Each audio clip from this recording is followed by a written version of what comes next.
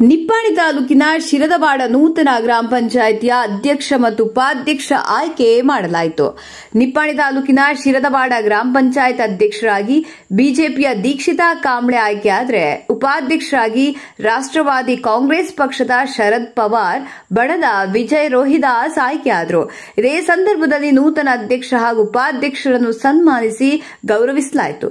ದೀಕ್ಷಿತಾ ಕಾಂಬ್ಳೆ ಮಾತನಾಡಿ, ನಾನು 2020ರಲ್ಲಿ ಸದಸ್ಯರಾಗಿ ಆಯ್ಕೆಯಾದ ನಂತರ ಇವತ್ತಿನವರೆಗೆ ವಾರ್ಡ್ನ ಎಲ್ಲಾ ಅಭಿವೃದ್ಧಿ ಕೆಲಸ ಕಾರ್ಯ ಮಾಡಿದ್ದೇನೆ.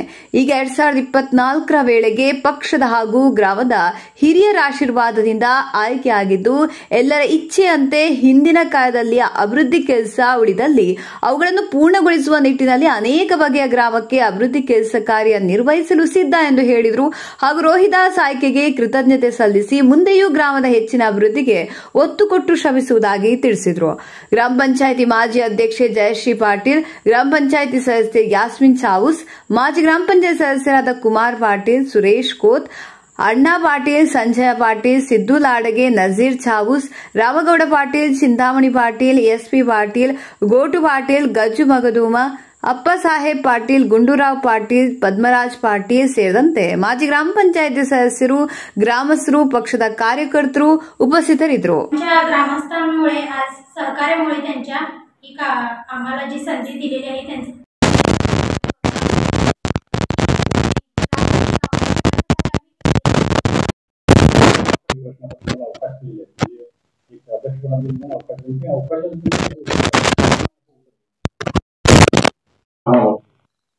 जो मला अध्यक्ष पदाचा जो पिरियड दिलाय त्या पिरियड मध्ये मी पूर्ण करण्याचा मनापासून प्रयत्न करेन.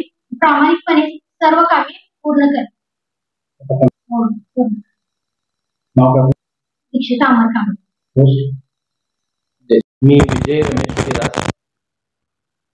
सन 2020 ते 25 या पिरियडसाठी माझी ग्रामपंचायत सदस्याची निवड झाली. त्यानंतर 31 जुलै 2024 मध्ये माझी उपाध्यक्षपदी निवड झाली आणि या निवडीसाठी आमच्या ग्रामपंचायतीचे सर्व सदस्य, माझे अध्यक्ष, माझे उपाध्यक्ष यांनी सहकार्य केलं आणि आम्हाला पुन्हा एकदा उपाध्यक्ष म्हणून सहकार्य केलं आणि आम्हाला ते पदापर्यंत नेऊन पोहोचवलं. त्याबद्दल मी त्याचा ऋणी आहे.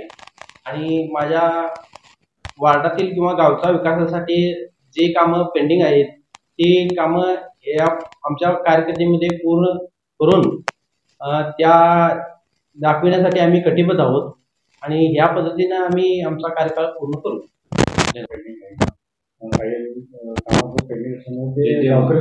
प्रश्न आहेत त्या आमच्या पिरियडमध्ये जी पेंडिंग कामं राहिलेली आहेत ती कामाला चालना देऊन, जे पेंडिंग कामं आहेत त्या कामांना चालना देऊन तो पूर्णत्वास कसा नेता येईल या सर्वांच्या सहकार्याने आम्ही ते काम पूर्ण करू.